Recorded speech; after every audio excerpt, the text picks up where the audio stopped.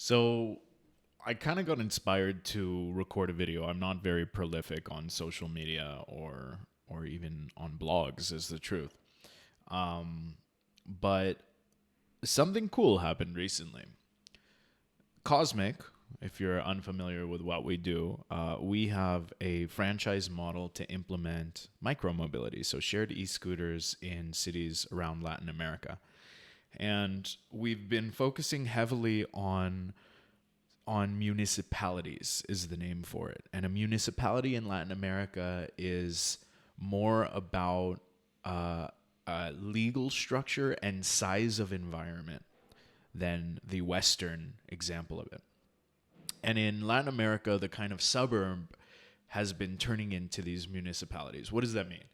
It means that you have these super high density environments with a ton of people living there, and you have super high population increases. So there's this one city in a department of Colombia called of Antioquia, Colombia, called something that I'm not going to tell you yet. I will tell you eventually.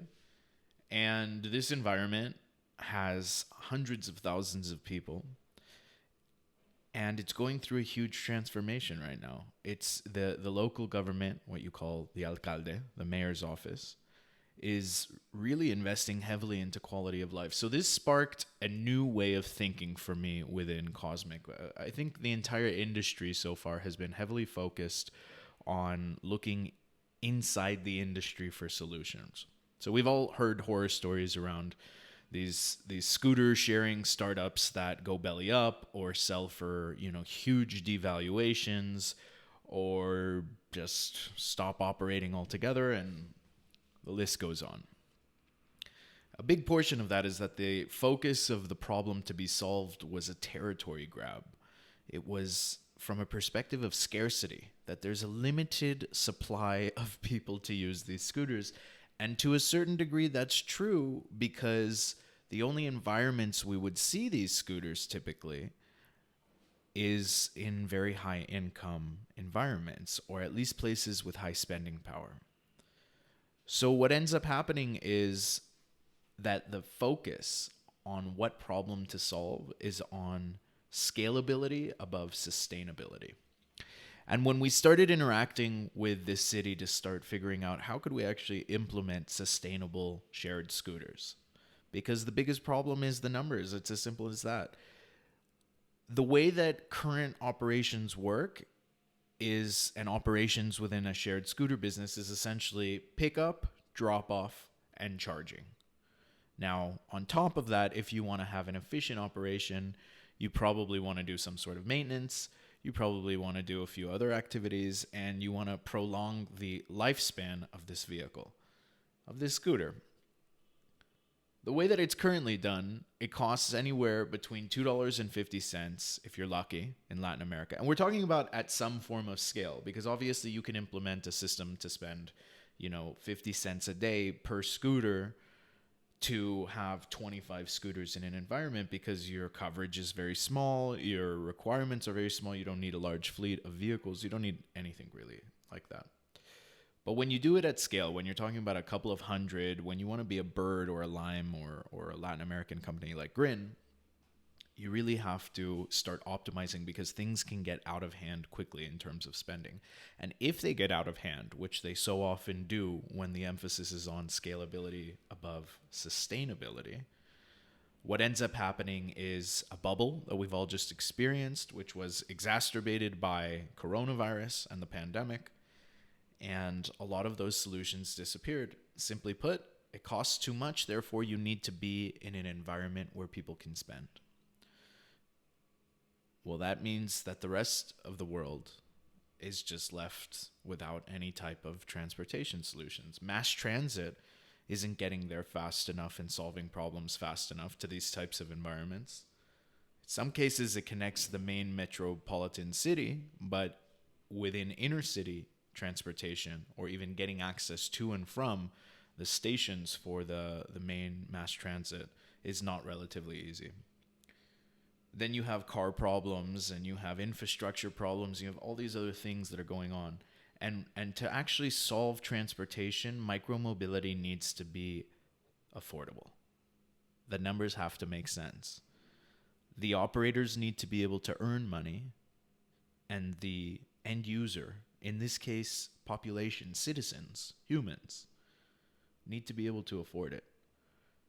So what was super cool to me is that when we were starting to deal with government, not from the perspective of negotiating public space, which has been the big problem everywhere, and the huge story of a lot of the horror stories that come out, when we started looking at it in terms of a betterment plan, in terms of urban planning, all of a sudden it started making sense, because it wasn't about scooters anymore, and it wasn't about business anymore. It was about the optimization of a service, of providing value and creating quality of life.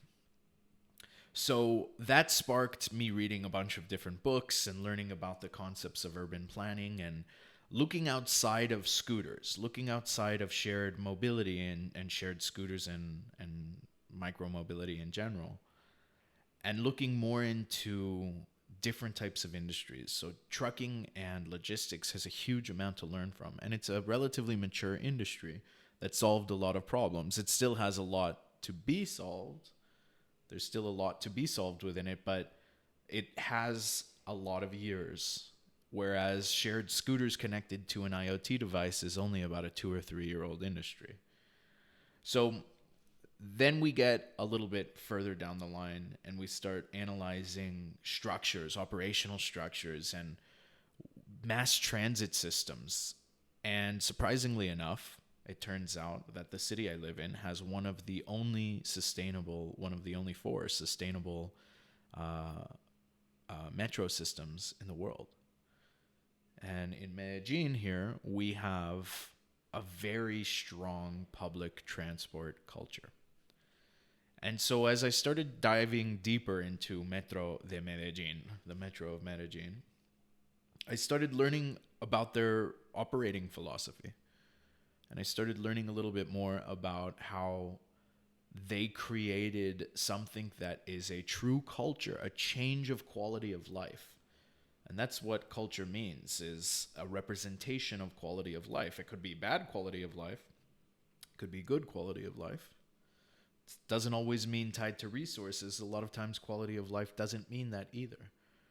But in the case of Metro de Medellin, they really position themselves to have a community. And this community was driven by a term that they created, a piece of propaganda called metro culture. And whenever you get on a metro bus, you hear the automated system greet you, but instead of just making its little boom bing, it says things like keep a safe distance from other people. And that was before coronavirus. That was just more about personal space. And there's hundreds of these little messages for riders and the local populations, all revolving around metro culture, around the idea of respecting the culture we're creating together. Because if we do that, we will create better quality of life.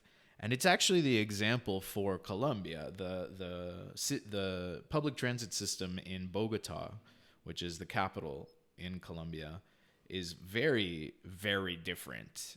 It's more like a New York. You hear the like horror stories of people doing inappropriate things and acting crazy and pushing people and lack of respect because there was no culture that was built around it. It's also part of the topography of Bogota. It's a much bigger place. But here in Medellin, because there's such a strong culture, and because there's such a strong understanding that it's a community service for the betterment of life, because what is transportation ultimately? Transportation is opportunity. So it's not just about getting there or getting wherever there is, but now we're talking about getting there with a higher standard. A bus can be a comfortable environment. It doesn't have to feel nasty or dirty or raunchy in any way, shape, or form.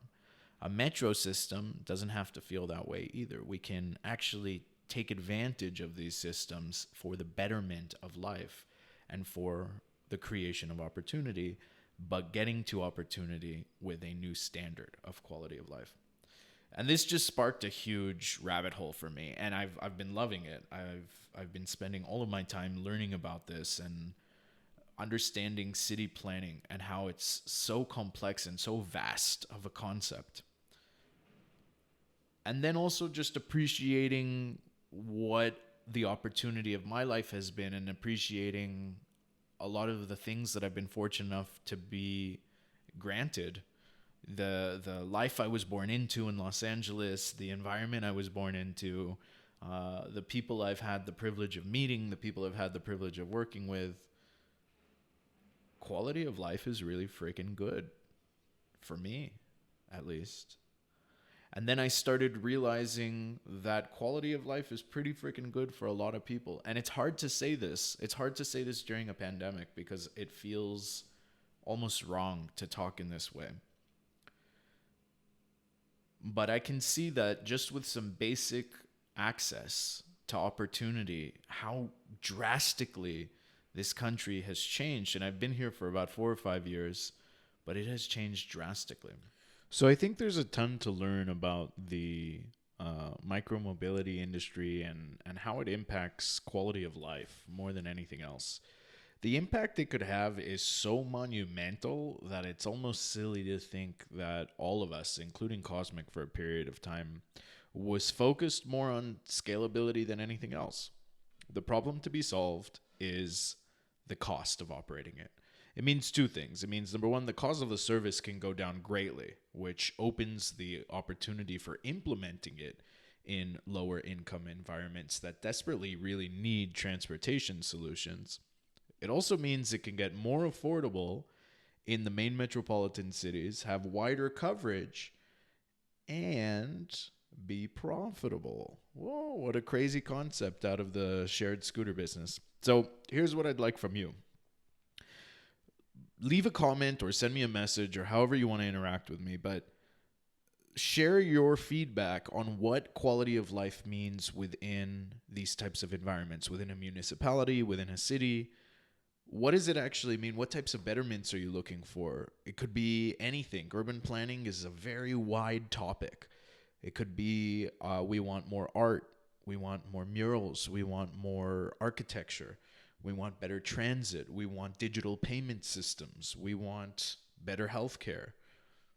All of that is tied to quality of life, and it's tied to urban planning, because ultimately urban planning is trying to figure out how to best and most efficiently use the environment for today's capacity, for the scaled capacity, because the really interesting thing about all of these municipalities is how fast they're growing. They're growing way faster than main metropolitan cities.